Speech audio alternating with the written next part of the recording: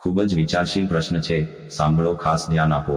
શું તમે ક્યારેય હિન્દુ ધર્મ સિવાય અન્ય ચુસ્ત ધર્મના લોકોને નશો કરતા અને અશ્લીલ ગીતો પર ડાન્સ કરતા જોયા છે? ધર્મનું ચુસ્ત પાલન કરનારા લોકો તેમના ધર્મને ખૂબ જ નિષ્ઠાપૂર્વક માન આપે છે, કારણ કે તેઓ તેમના ધર્મ અને તેમની સંસ્કૃતિને જાળવી રાખવા માંગે છે. તો પછી નશો કરીને ડીજેના કાળા કકળાટ સાથે અશ્લીલ ગીતો વગાડતા આપણા હિન્દુ ધર્મના ભગવાનની સામે અશ્લીલ ડાન્સ કરવાનો આરોપ કેમ થયો છે? ઘરમાં વહાલી દીકરીના લગ્ન છે. વરરાજા તેની ભાવિ પત્ની જે લક્ષ્મી સમાન ગણાય તેને લેવા દરવાજે પહોંચ્યો છે અને ડીજે વગાડે છે. તું ચીજ બડી ગઈ મસ્ત મસ્ત, આગળ પાછું ડીજે વાગે. અપની તો જૈસે તૈસે કટ જાયગી, આપકા ક્યાં હોગા જનાબે આલી. આ કલંક આપણા હિન્દુ સમાજ પર જ કેમ લગાવવામાં આવ્યું છે?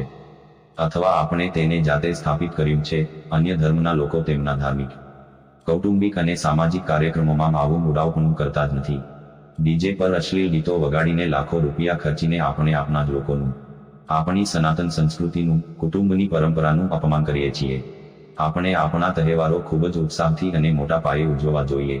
અને દરેક હિન્દુ તહેવારોમાં પરંપરાગત સંગીતના સાધનો, ડ્રમ્સ અને પરંપરાગત પોશાકમાં ખૂબ ગર્વ સાથે દેખાવા જોઈએ.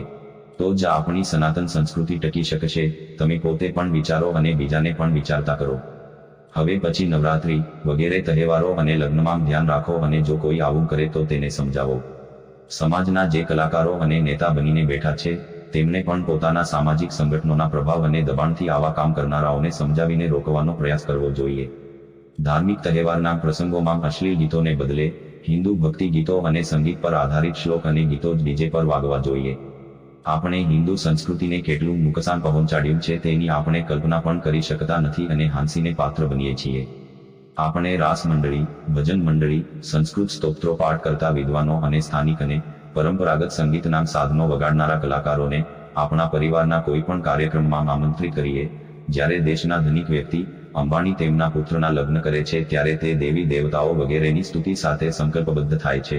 તો પછી તમે અને હું કેમ નહીં? હે હિન્દુઓ, આધુનિક શિક્ષણની સાથે સાથે તમારા બાળકોને તમારા પરિવાર, સમાજ, સંસ્કૃતિ અને ધર્મ સાથે જોડો.